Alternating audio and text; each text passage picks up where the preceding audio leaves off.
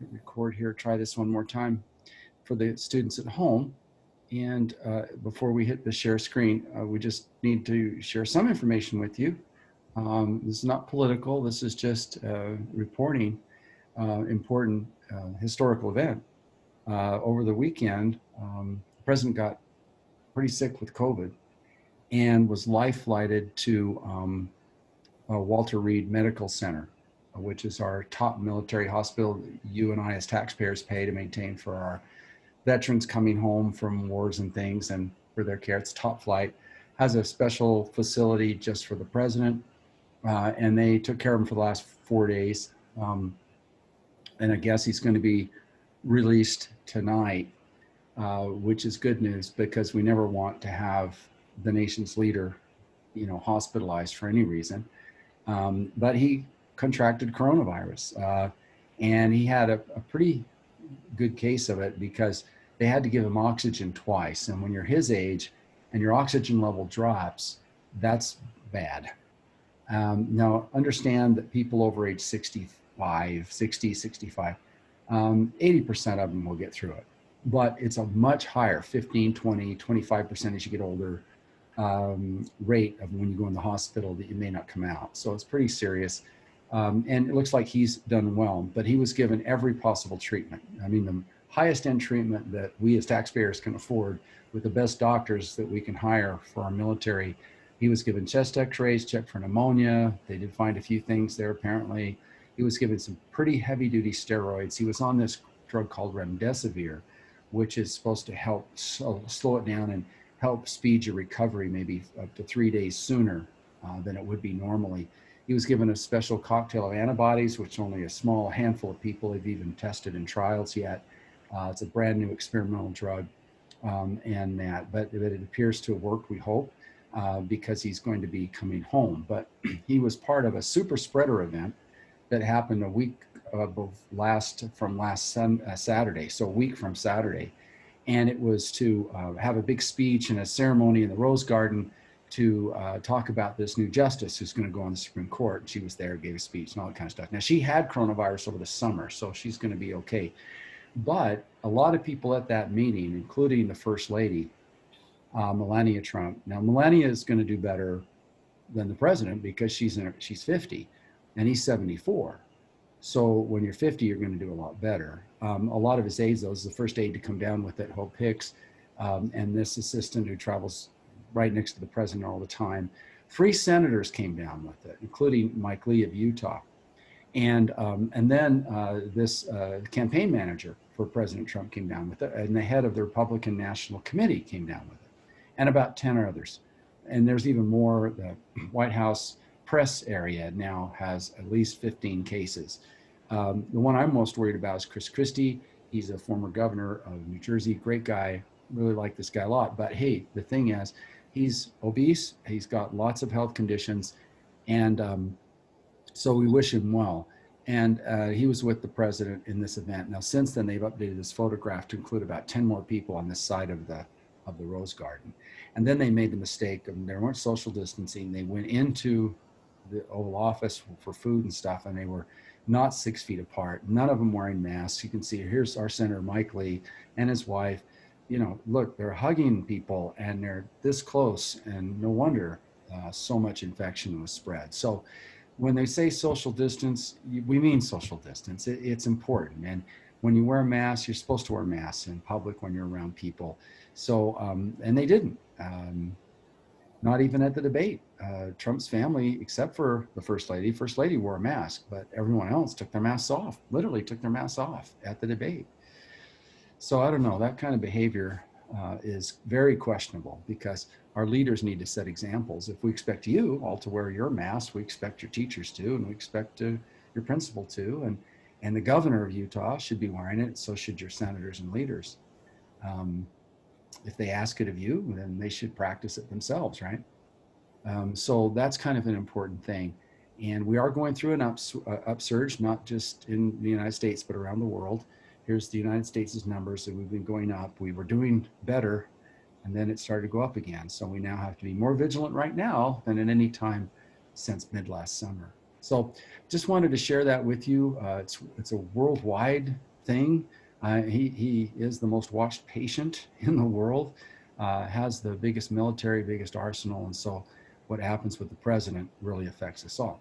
So we wish him the best. We hope that he's fully recovered and can get on with business.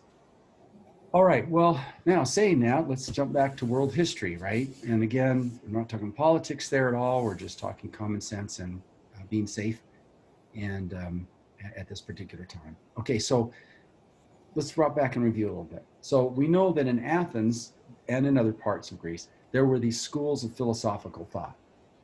There was a lot going on in terms of mathematics and science and playwrights and all this kind of stuff, because the Greeks were not bound by dogma. Now, I need you to kind of make a mental note of that term, dogma, D-O-G-M-A, dogma. Dogma is where your mythology, your culture puts you in a situation where you don't question authority, or you don't question anything. You're not skeptical. You do what you're told, and that's it, right? Dogma. For example, let's take Egypt. Egypt was very dogmatic. They grew up under the pharaohs. They were taught this mythology with Isis and Osiris, and you know that, and they totally fell into that, and there was no room for discussion here. There was no room for debate. There was no room to look and say, well, you really want to believe this story about Osiris and stuff in the underworld? No challenging of authority whatsoever. Now, the Greek gods were not like that.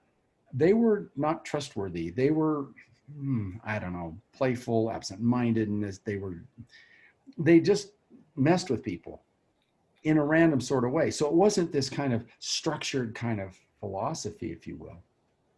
And some Greeks, like Socrates, Plato, Aristotle, the sophists, the skeptics, the critics, all these different schools of thought, questioned the authority of the gods, even so much as to say they're irrelevant. I'm talking about Zeus, and I'm talking about Venus and all that. It's a pretty revolutionary idea. The idea that they could think outside the box and didn't have to think like everybody else had thought. Just look at Egyptian art, how it never changed. That's dogma. You don't dare change the art. Don't mess with it. These guys were experimenting with art on every jar, doing something different every time. This idea of experimentation is very much who we are. We love to experiment, new techniques, new science, new products, new all sorts of ideas. So they challenged these guys, Socrates, Plato, and Aristotle challenged the sophists, who were challenging everything, and basically created out of this interplay of ideas what we would call today the scientific mentality, where you do scientific research and you prove your theories through science, measurement, mathematics. So a little bit more on that as we go along. Now, Socrates was a teacher of Plato. Plato taught Aristotle, and Aristotle taught Alexander the Great. Of all of these three, the trio here, Aristotle would be the greatest of them all. He would write the most. He would do the most true science research in zoology and biology and all sorts of other things. Astronomy, just a leading person in every field. In fact, he invented a lot of the fields that we now consider science. But there were other schools too. So you had the Socratic school, right, with Socrates, Aristotle, Plato. But then you had the Sophists. That was another school. But now you have another group called the Cynics. And you guys have heard of cynicism. He's so cynical, right? You hear that term? Well, cynical is a particular way of thinking, right? And this guy, Aristophanes, was the founder, pupil of Socrates, but he kind of took it in a new direction. And he said, forget about the god Zeus, forget about Venus, forget about that. Man exists for himself alone. You have got to figure out who you are, what you are, and your place in the natural world, right? And for them, the cynics, they thought poverty was an advantage. People holding you in disrepute because you don't fit in, right? Being that person that people despise or being poor, they're advantageous. They're not negatives, they're pluses, because it increases self-control, introspection, purifies your intellect from all these exterior things, the garbage or waste of the external world, and gets you to what they would call virtue. And by that, they meant knowledge. Virtue, not pleasure, is the end of existence. In other words, having all the things in the world, everything you want, whatever, that's not really going to teach you the most. Poverty might teach you more, who knows? But this guy, Diogenes, becomes the number one leader, if you will, of the Cynics. And basically from here on, he's the most quoted. And let me give you just an example. So for example, wealth, popularity, and power, right? A lot of things that people crave, wealth, popularity, and power, tend to dethrone the authority of wisdom. In other words, they change you and changes the natural person to an artificial person.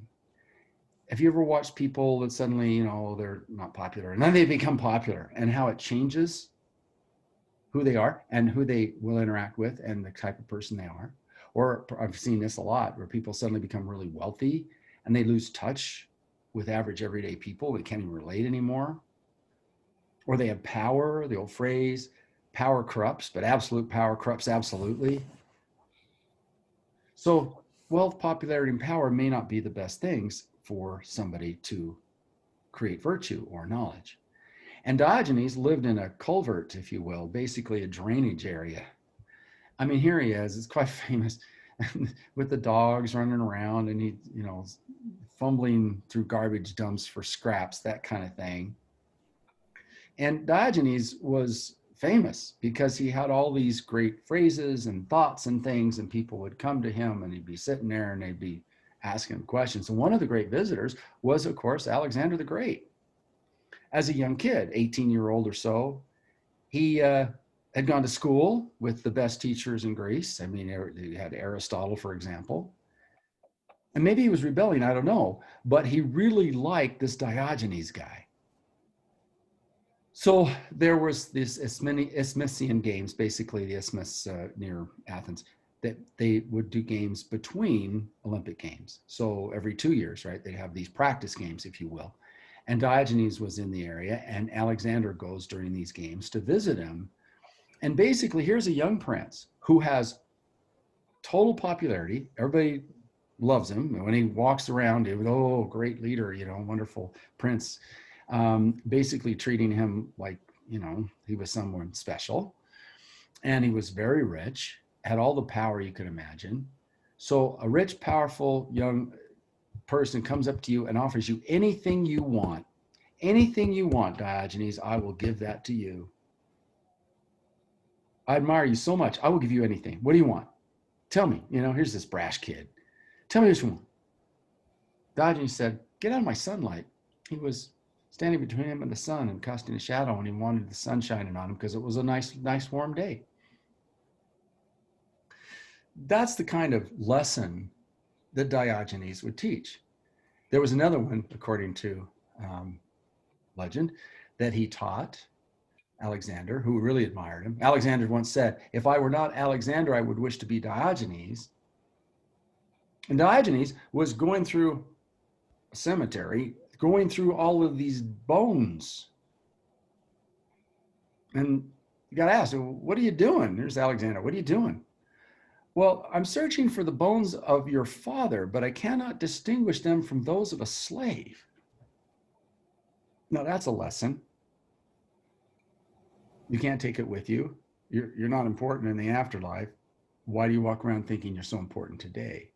And by this time, Alexander's father had been stabbed to death. And we'll talk more about him and that incident later. But these are the kinds of things that you could expect from a cynic. And that was an interesting school of thought. Now, there's another school of thought called skepticism, the skeptics. Now, these guys made what we call a truth claim. In other words, how can you actually know anything? Truth is impossible to learn. So how do you get to the truth? But they also would say truth is possible to learn. Now, wait a minute, figure that one out. Truth is impossible to learn, but it's also possible to learn. What are you, okay, this is what skeptics are. For example, if you're a doctor and somebody says, I got a miracle cure for COVID-19, you need to be skeptical. You need to think, it's impossible for you to know that. How do you know that? How is it possible to find out if you have a miracle cure? Well, this is, of course, going to be the beginning of scientific theory, scientific methodology. Now, these guys right here, the skeptics, believe things were incomprehensible and that you suspend judgment until you could actually prove something, right? So it's a very interesting way of looking at things. And one of the most famous skeptics was Pyrrho of Elis. And he traveled with Alexander as Alexander conquered the known world and conquered India. And when he conquered India, he would have come in contact with Buddhists. And maybe he took these ideas from Buddhism and brought them back and made them part of Greek philosophy. We'll never know for sure if that was true, but it seems like maybe it was, that Buddhism had a big impact on skepticism. All right, skeptics, let's do a little bit more with them. You reveal the limitations of knowledge by being skeptical. And that's what you need to be in all your classes. You go to a biology class. How do you know this is the way this is? How do you know the planets go this way? For example, the Greeks had figured out that the Earth was at the center, and they figured out these wicked mathematical formulas to prove the orbit of the planets.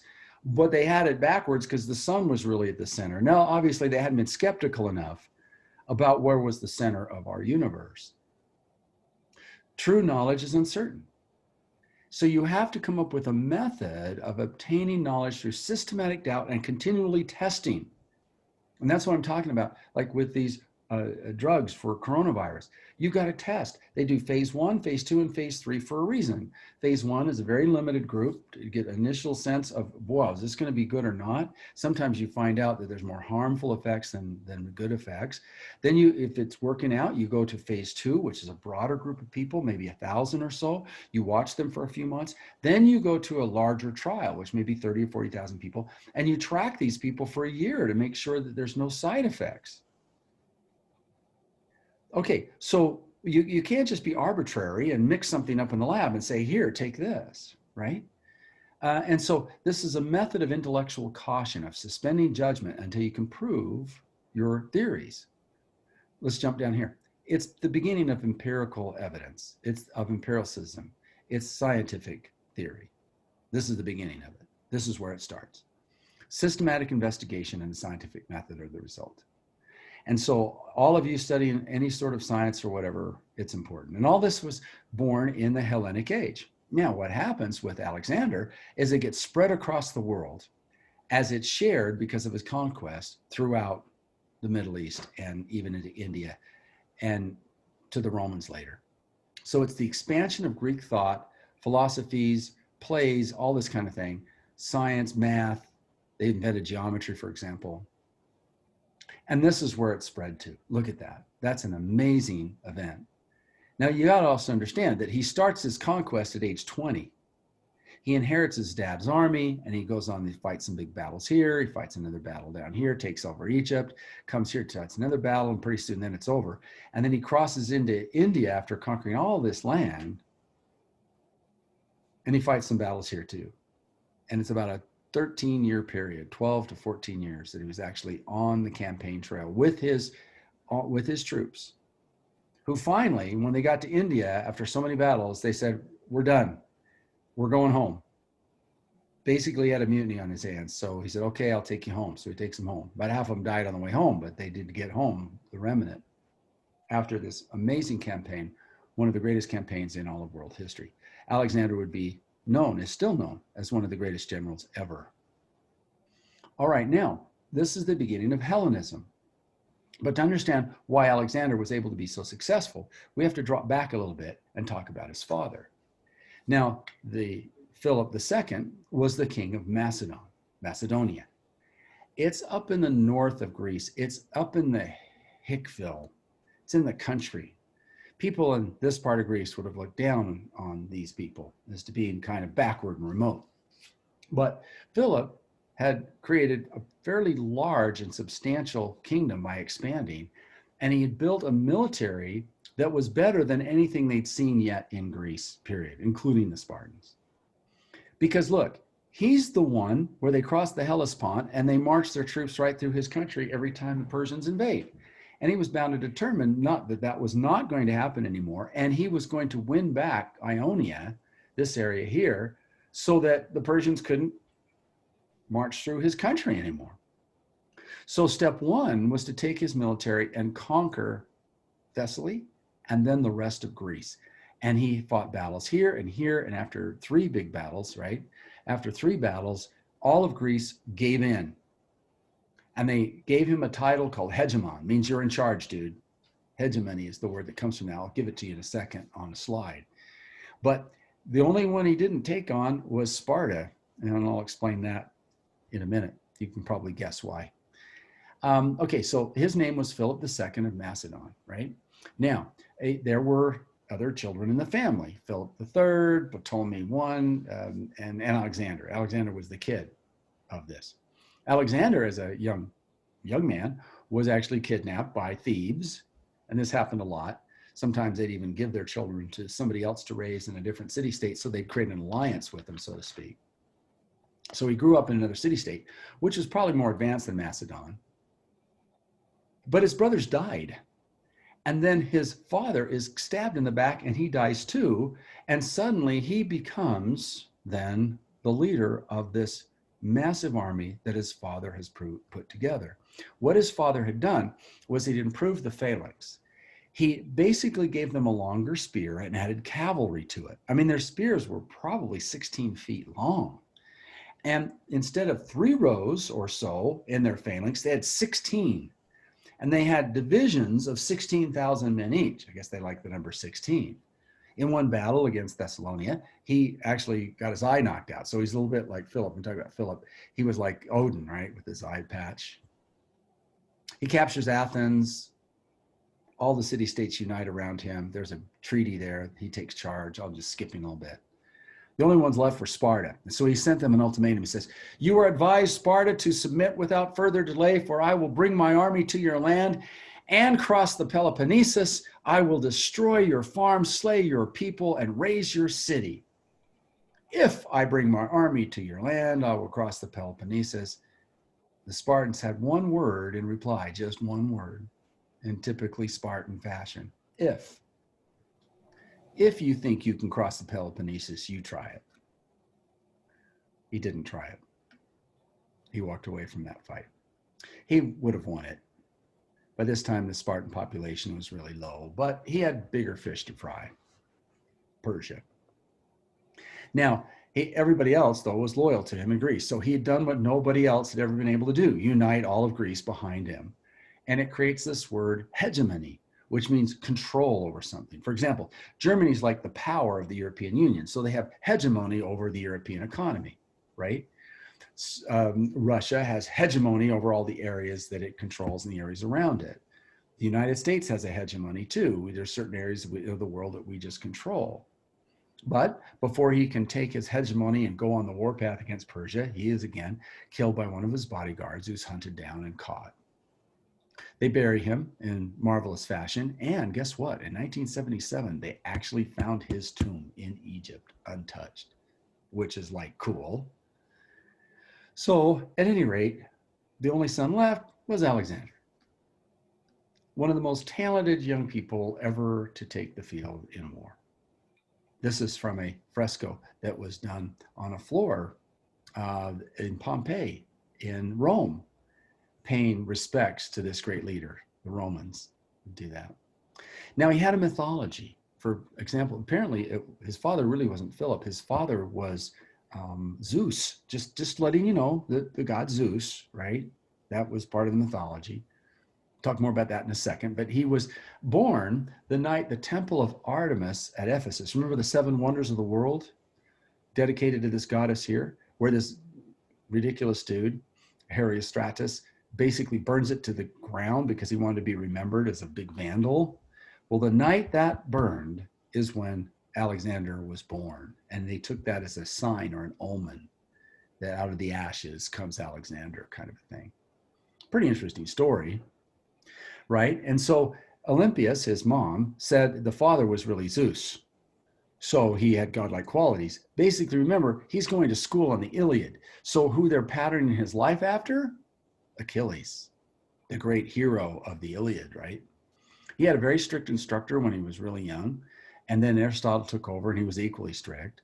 Basically, Aristotle believed you shouldn't waste anything, right? You should live very humbly and just study and that kind of thing. Of course, Alexander wasn't like that. I told you the story about the spices, right? Where he was wasting this precious spice and said, hey, listen, don't waste the spice until you're old enough to pay for it yourself, kind of an attitude. So when he conquers the city that produced the spice, he sent 15 tons of it back to Aristotle. It's kind of like an in your face, see, I told you so kind of a thing. So he had a bit of an attitude. But yet he was taught by Aristotle rhetoric, literature, science, medicine, philosophy, and the Iliad. Always reading the Iliad. All right, well, here he is, 20 years old at the time, right? And now what happens is Greece then rebels because they think, well, the father's gone. This is just a young kid. We can break away. We don't need to be part of this hegemony anymore. He takes his army down and beats them again. And so they all fall in line, even Sparta. So now he's got all of the support of the Greeks. He's not going to be stabbed in the back by other Greek states. And he goes on one of the greatest marches ever in human history.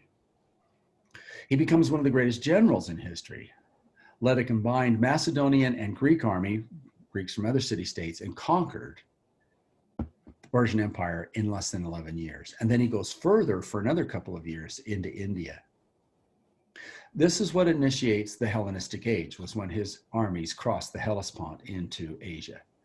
And this is a cultural tradition now. The ideas of Greece expand to other peoples. All right, so he goes and does what his dad wanted to do. Only he was probably better prepared in terms of as a leader to do it. But also, it takes two in any warfare, right? And had this been the Persia of Cyrus the Great, Alexander doesn't do well. Even Darius the First or Xerxes would have probably held him off and pushed him back. But by this time, the empire, the Persian Empire, is in decay. The emperor that took over, I think is Darius the Fifth or something, was incompetent, even a coward. For example, at one of the battles, right, he's lined up with his chariots right behind the infantry, and they're battling and they're beating the Greeks. They're actually beating the Greeks. Alexander sees this as a threat to winning, and he's at the head of a light cavalry unit, and he charges right in the middle of the battle, through all the soldiers and everything else, charges his cavalry recklessly right at the chariot of the Persian leader, who sees it coming, spins his chariot around, and takes off the other direction. Well, no sooner does he do that than his troops are looking back. Where's the emperor going? Oh my goodness, does this mean we're losing? And they panicked and started to flee, and the Greeks were able to cut them down and win the battle. Had he been brave and stood there and took it and got his men, I mean, he had people around him, fought this little cavalry charge off from Alexander, who personally led that charge, they win that first battle. But he was a coward. And then there have been revolts, right, in other provinces. There were some internal feuds. And this Persian Empire was severely weakened. We use this as a metaphor, right? It's like you go up to an old castle, and these old castles were protected by these big wooden doors, right, that you had to open and close, and you've seen all the movies. But this door has been allowed to go rotten. It's got termites. It's been eaten out from the inside. It's no longer strong. And all somebody has to do is come and kick in the door.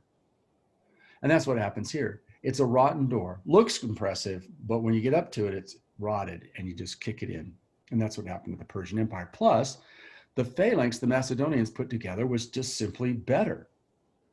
And his generalship was simply better. And he just got lucky too. Now, part of it was this new formation that Philip had trained for. He's training his men to move in these big blocks, right? 16 deep. And these are formidable. Those spears are longer, they're stronger. And then they have cavalry too, which is what they didn't have early on. They had heavy cavalry, which means they're armored horses, and then they had light cavalry, which could go quickly and attack, like the one that changed the battle at that particular time. So the phalanx, the heavy infantry, the heavy cavalry, the light cavalry, they had irregular forces out front just to cause some havoc to start with. And this was the new formation, and it was simply better than anything the Persians could put out on the field, even though they outnumbered the Greeks always. They weren't able to beat this guy. Alexander's character had a lot to do with this, though. He really believed he was an instrument of the gods. Maybe he bought his mom's mythology that he was actually the son of Zeus and not of Philip. But one thing we do know is he was a megalomaniac. Megalomania, what a great word. It's one of those big words that you use in college and it makes you sound really smart. Basically it means delusional, full of fantasies of your own wealth and power and your genius, and you're just smarter than anybody else, and you're all powerful and only you can fix it, and you're the one that's in charge. Delusions of grandeur is what we call that. Now, listen, you've got to have some self-confidence, no doubt, but maybe it can go too far. But Alexander backed it up. So whatever his megalomania was, he actually achieved what he set out to achieve. He wanted to reach the end of the world. Aristotle told him, it's a big world. There's, China, there's all these other places. Go to the end of the world. Maybe Aristotle just wanted to get rid of him. Just keep going, kid. Just keep going. Don't stop. But he wanted to do that. And he probably would have. He probably would have found a way to attack China and Southeast Asia for sure. But after almost 14 years of continual warfare, his troops said, enough. Now, at this point, Alexander wants to do something different. Instead of being the Greeks just over everybody else, he wanted the Greeks and the Persians and the people in the Middle East to merge into one big group, to intermarry, to be a multiracial, multicultural society, kind of like what you see today in the United States, where you have all of these different nationalities and whatever living in harmony and working as one. And that's pretty far thinking, right? Now he wants to put this new empire together and run it really well. I mean, he's got plans. And then he goes to Babylon and says, Babylon's a better place to start an empire, right? Babylon's going to be the new capital. And then he dies. He dies at 33 years of age. Maybe he was drinking too much. I don't know what happened, but he gets really sick and dies. But before he dies, they asked him, his generals all come around, had served with him for over a decade, who do you want to leave your empire to? Who's going to take over after you die? And he says, to the strongest. What? He had no plan for anybody else taking over after he left. Always a bad idea. Cyrus the Great had the advantage of living 29 years as the leader. Alexander, had he lived to 60, had he lived to be my age, oh my goodness, do you imagine what he could have accomplished? But he dies. And so then it basically breaks this whole thing into a civil war as his generals start to fight each other for control.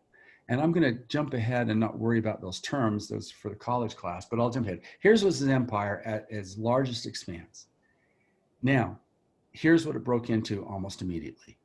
One of his generals, Seleucus, took this over. So this was basically the Persian Empire, with the exception of Egypt. And he took that over and ran it out of Seleucia, which was right here near Babylon.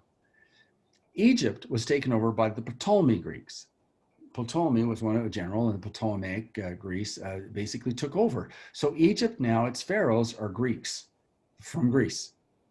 And they just keep everything running the same. All right, we're your new pharaohs now. Forget about the old pharaohs. Let's keep things going just the way they were. But we're the ones that are going to benefit and be rich and all that. That's why you get to the Rosetta Stone, right? Because you had to have Greek, Demonic, and Egyptian, because they're all kind of in there together. And they're going to rule for about 300 years, and they're going to be fabulously wealthy. The ones that got the most out of this deal were the Ptolemies. Now, two other kingdoms grew up in other Greek states being independent, and then the Macedonian kingdom survived under another leader. So what would have been a great empire split into four. And then this part right here, the green part, is the one that's going to fall apart quicker. In India, a bunch of the Rajas just rebelled, and they were too far away to control, and so this part broke away. But then the Parthians broke away up here too, and then the Persians broke away. The Parthians then attacked them in Mesopotamia and took over Mesopotamia. And it's the Parthians that are going to give the Romans a lot of fits later. Parthians came from here. So then they were kind of limited to Asia Minor, but then there was a revolt by a Jewish people, and that weakened them. And then the Romans come and take over in 63 BCE and take over this part right here. So yeah, it was doomed from the start.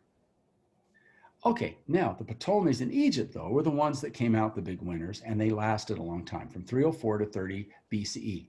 They were a major sea power. They had a good fleet. They had all the gold and all the food of Egypt behind them.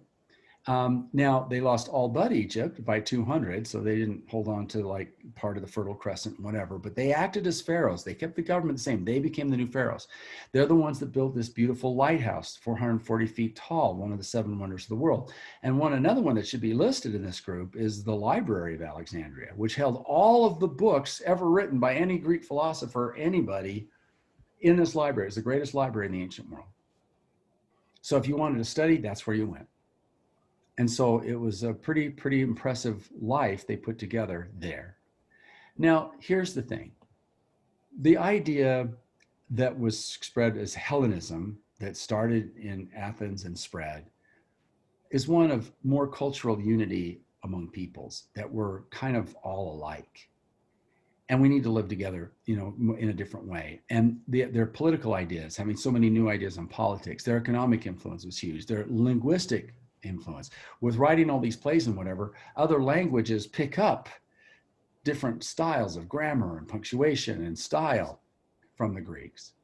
They wanted to blend more ethnically. They had colonies everywhere, so they got along with the local people, and they created, wherever they went, this urban culture, which you would have experienced in Athens.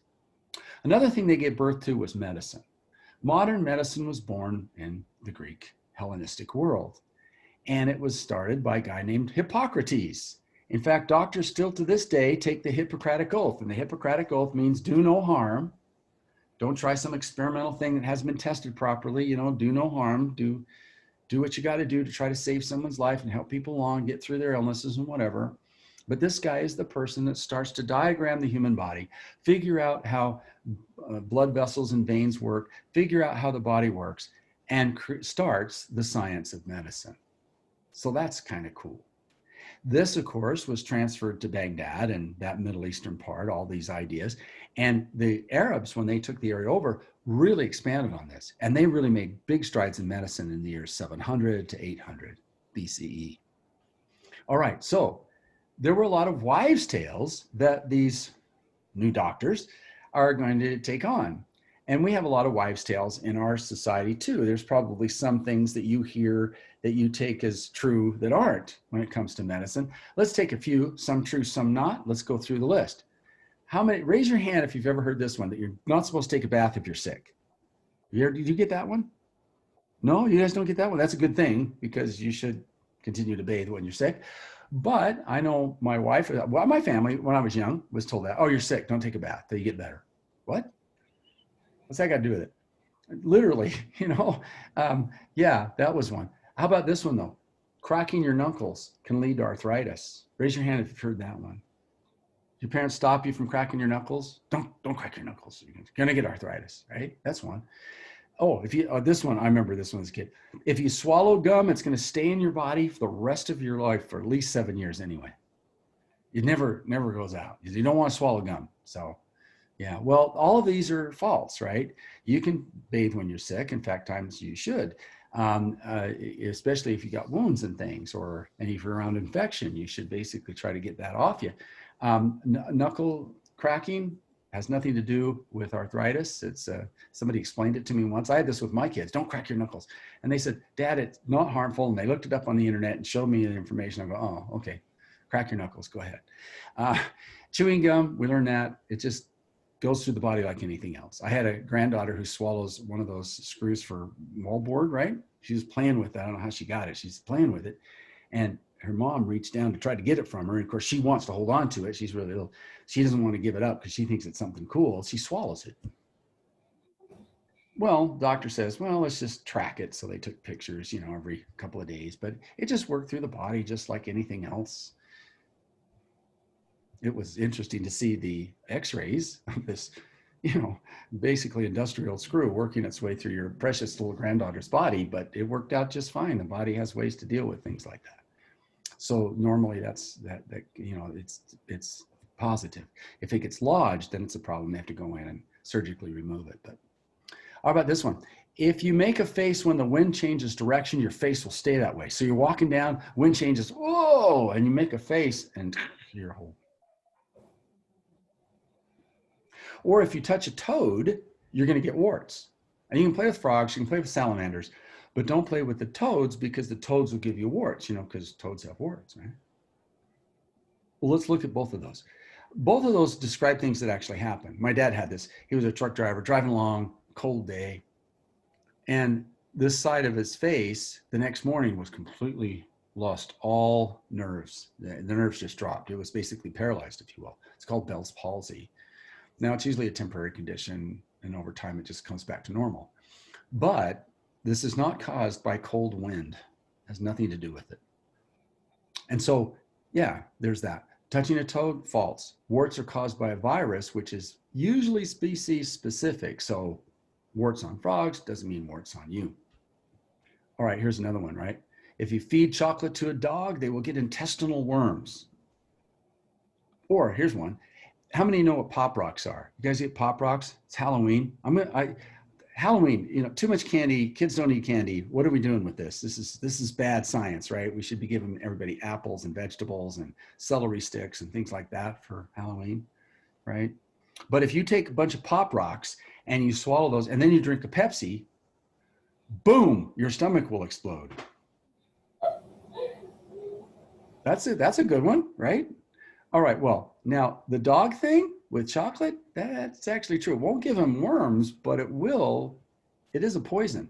There's a thing called theobromine in there, which is very harmful to dogs. And if the dog's a small dog and eats a lot of chocolate, that can indeed kill them. So be careful. Don't let your dog eat chocolate.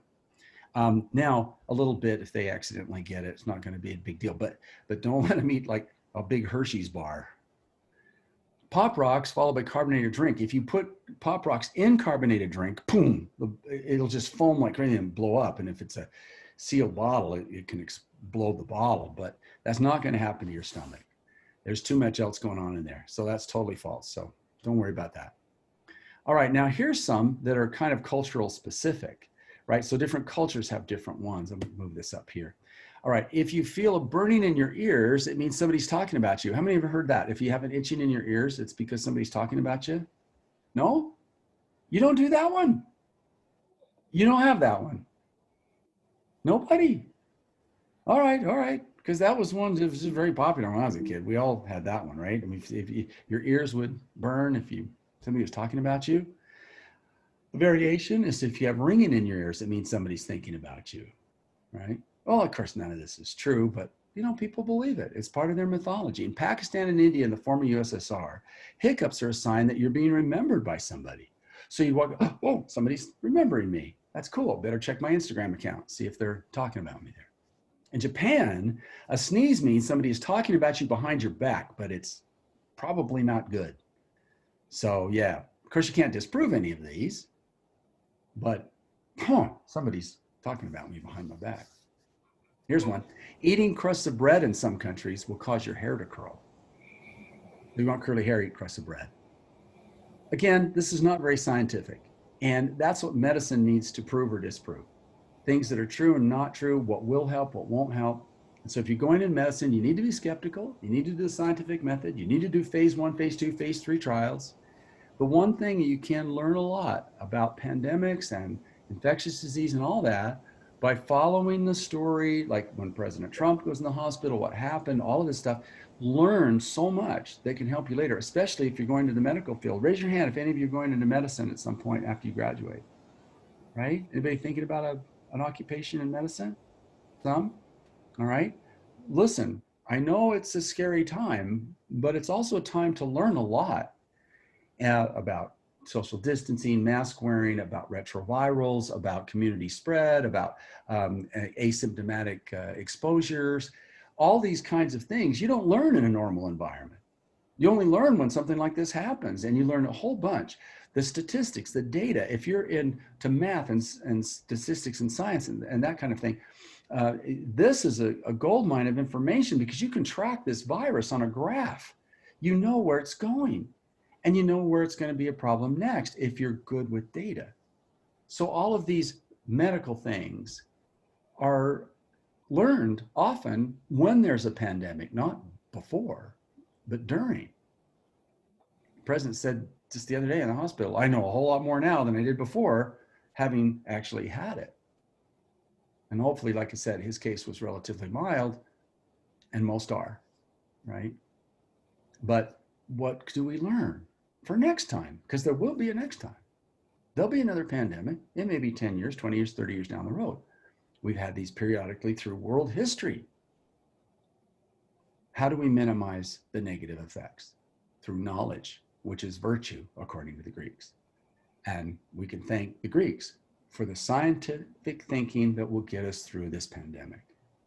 All right, so that kind of ties everything together for today. Hopefully you guys had an interesting lecture.